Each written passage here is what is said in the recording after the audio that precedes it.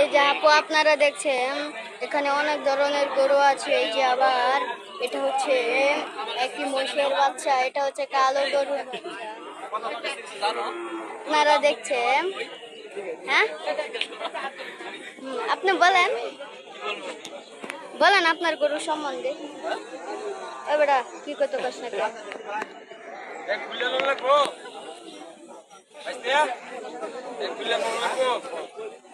সাংবাদিক তুমি আমার প্রশ্ন করতো না, তুই যেমন করবি প্রশ্ন করো, আমি উত্তর দিব। এই গরুর দাম কত? 150। 150? আপনি ফাইজলামি করতেন তো। এটা তো আপনার ফাইজলামি করার।